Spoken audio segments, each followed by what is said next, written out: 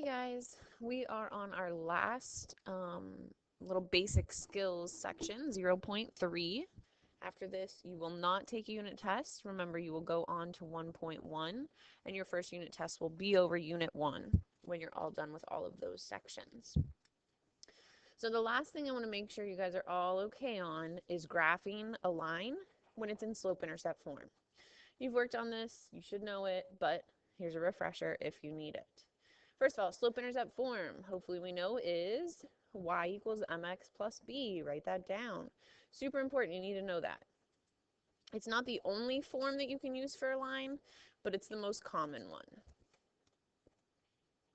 We know that x and y are just any ordered pair on the line, but m is your slope. B is your y-intercept. So when we're working on these, whoops, changing colors here. When we're working on these problems, we need to be able to identify the m and the b from our equation. So we need to know things about slope. What is slope? Slope is the rise over the run. When you're looking at a line, it's how much change that's happening vertically over how much change is happening horizontally. Okay, so it's how the line is changing. The y-intercept is where the line crosses the x, nope, not the x, the y-axis.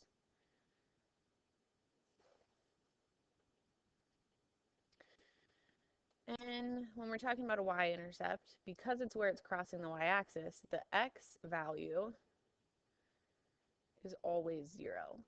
So because of that, we usually only talk about the y value. We know the x part's 0.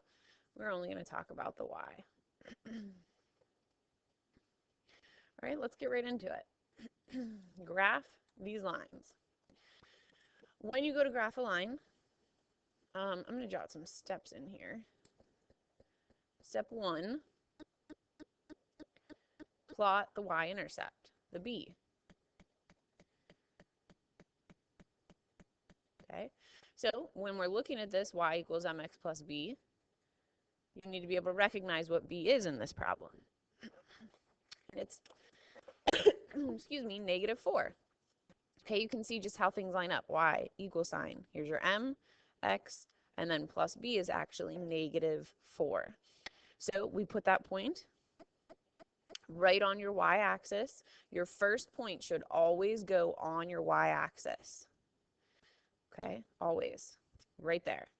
Then, step 2, plot your second point by counting out your slope. And what I mean by that is, well, what's your slope? Your slope is 2. We want to turn it into a fraction, so we make it 2 over 1. Because slope is rise over run, we need a fraction. And we know that 2 is equivalent to 2 over 1. So if there's no bottom number, we just stick a 1 on there. So from that first point that you plotted, this is your rise, this is your run. Rise goes up and down, run goes left to right. So that means we're going to go up 2 units, and then run is 1, so right 1. Okay, positives this way, negative that way. And then step 3, draw the line. Easy as that. So when you draw your line in, you want it to extend past your points. Okay, you don't want to just make it like connect the dots. You're going to go past them. Arrows on the end of your line because the line goes on forever in both directions. Okay, let's do that again. Again, step 1, plot your y-intercept. Well, what is the y-intercept here? Right here. That's your b. That's your y-intercept, +4. So now I have to find 4 on my y-axis, and it's up here. Then I'm going to count my slope out. It's already a fraction. It's -5/4. So from my first point, I'm going to go down 5 units and then over 4. Now you might be like, wait, you're going the wrong direction. That's a -4, but it's not. Remember that when you're working with a fraction, whoops, when you're working with a fraction that's negative, such as -5/4, the negative either goes in the top or it goes in the bottom. It cannot go to both, because then that's 2 negatives and it's a positive. Remember I was talking about this last video? Okay, so I chose to put it in the top, which means I went down 5 and then my 4 was positive. I could have chosen this one, but then I'd be off my graph. Now even if I did that, I'd go up 5, but then my 4 is negative, so I'd have to go left. So you can see that it would have lined up, it just doesn't fit on my graph. Okay, again, don't just play connect the dots, you've got to go extend past them. Awesome, let's do another one. This one's a little different. Ooh, interesting. X equals 4. It's not in y equals mx plus b form, is it? It doesn't even say y equals, it says x equals. This is a special case of one. Where on this graph does x equal 4? Well, I know it does right here. X is 4 right there. Where else is x 4? Well, this point has an x value of 4. This point has an x value of 4. So does this one, this one, this one, this one, this one, this one. Are you seeing a line form? Right here. Okay, this is a vertical line. Vertical line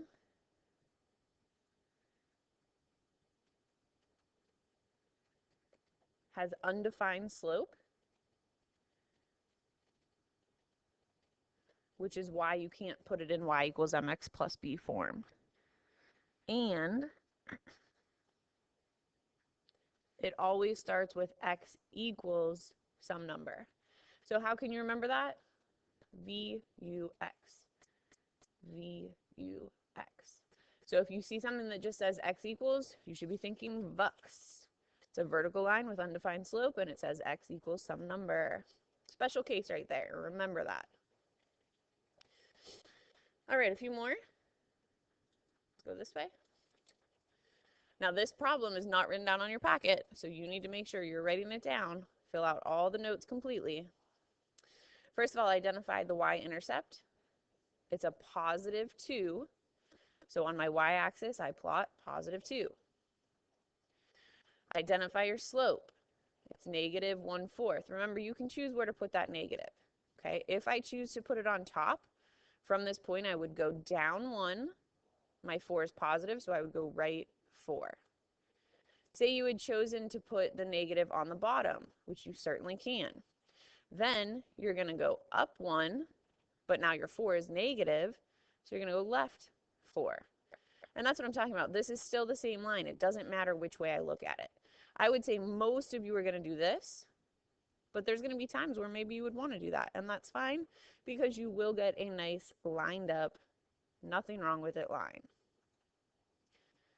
Okay? I don't have an arrow on that side of it. All right, looking good?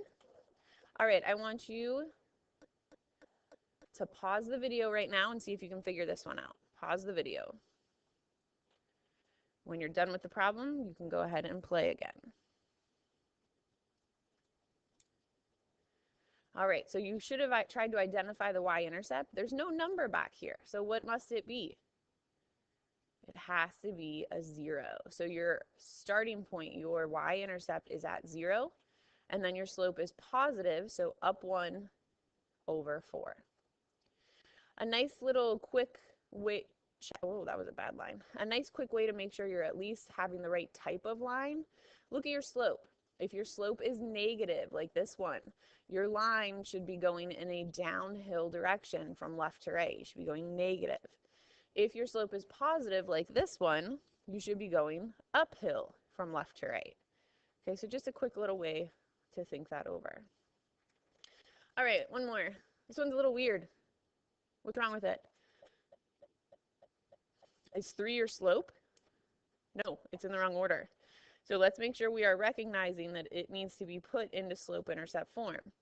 So when you rearrange this, you need the term with the x coming first. Keep in mind, this sign, this negative sign, is glued to the x.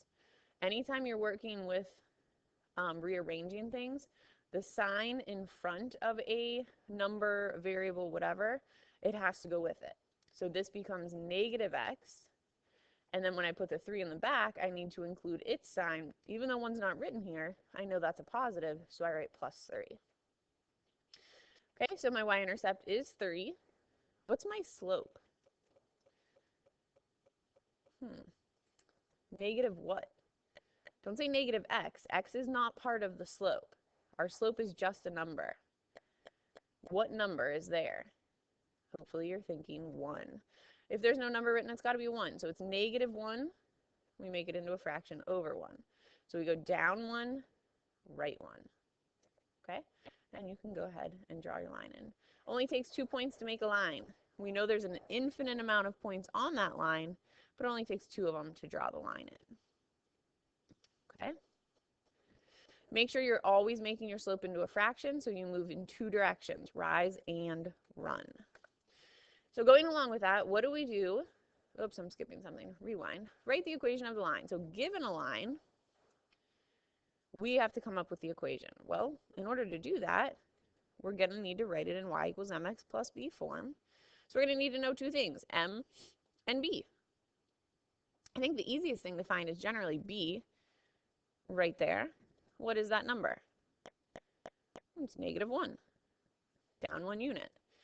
For your slope, I would go from there, and then you want to find another point that is a nice, neat, easy to read point, which means I don't want to pick one that's in between the grid. I want to pick one that's directly on the grid, going in both directions. So I see a point right here.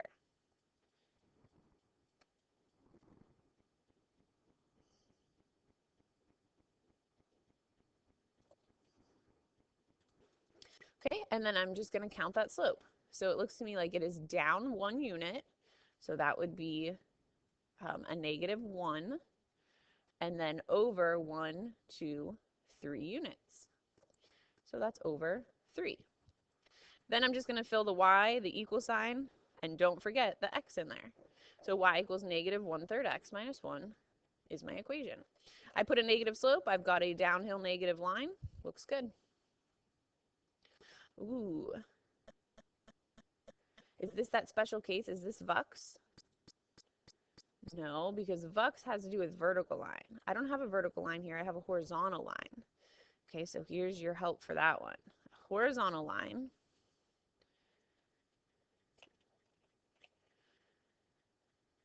has 0 slope. The m is equal to 0.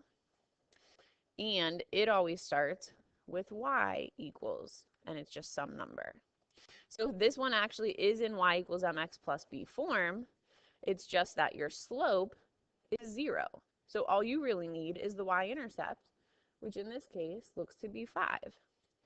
Well, 0x is really gone. It's not really there, because 0 times anything is 0, and 0 plus 5 would be 5. So it's just a number equal to y. So hoi. So hoi vux. Hoi vux is how you can remember which one's horizontal, which one's vertical. For horizontal, it's 0 slope, and it is y equals a number. For vertical, it's undefined slope, and it's x equals a number. So here we go. Vertical line. We know vertical lines are x equals, and then it's just what x is it going through? 1, 2, 3, 4. And that's a negative, so negative 4. Okay, last thing to cover here. What if the equation is not in slope-intercept form? So we already saw that we might just need to rearrange it, but sometimes the whole thing is not. This is not y equals mx plus b. And maybe you're like, what do you mean? Yeah, that's mx plus b. But look, it's not y equals. It's 2y. You have to have y all by itself. So think of it as you're solving to get y by itself, just like you would solve a normal equation. How would you get y by itself? How do you undo times 2? You divide by 2. On the right side, we've got to also divide by 2 to keep our equation balanced. What are you going to divide by 2? Everything. So we get y equals, we've got to divide everything. So this piece gives you 3x, and this piece gives you minus 4. Okay, let's move on for 1 second. This one's a little more complicated. We're going to have to do some more moving. This is a bit of a preview. You're going to work more on these later, I think in chapter 2. So this is a bit of a preview. This is a bit of a challenging problem here. This x term, this 4x, is on the complete wrong side. We need to get it over here, away from the y. How can I move the entire 4x term? I can subtract it. This is a positive 4x, so I'm going to subtract 4x. Negative 3y equals, these two are not like terms. This has an x, this does not. So you can't combine it and get like 5x. That doesn't work. That's taking apples and subtracting oranges. Can't do it. All you can do is rewrite it. What order do you want to write it in? You want your x term first. So negative 4x and then positive 9. And then the very last thing, just like in that first problem, we can't have the number in front of the y. So we need to divide by negative 3, and we have to do that on everything. Those then cancel. We get y equals. When we do this piece, first thing I see is 2 negatives. 2 negatives become positive. And then I'm trying to divide 4 by 3. Well, 4 divided by 3 comes out to a really ugly, repeating, maybe not ugly, but repeating decimal. We don't want to use decimals when we're talking about slope. We want to keep it as a fraction. So 4 over 3 does not reduce, so I'm going to leave it as 4 over 3. And that's okay, because we want slope to be a fraction. Then the last piece, positive 9 divided by negative 3. A positive and a negative make a negative, so minus, and 9 divided by 3 is 3. Okay, real quick, guys, go ahead and pause the video, plot these two lines. Hit play when you are done. Okay, guys, check your lines against my lines. See if you got the same thing I did. Keep in mind for this first one, you had to make it a fraction, so it had to become over 1. 3 over 1, up 3 over 1. So you never want to just have the single number by itself, because you always need to have a run as well. All right, go ahead and work on this packet.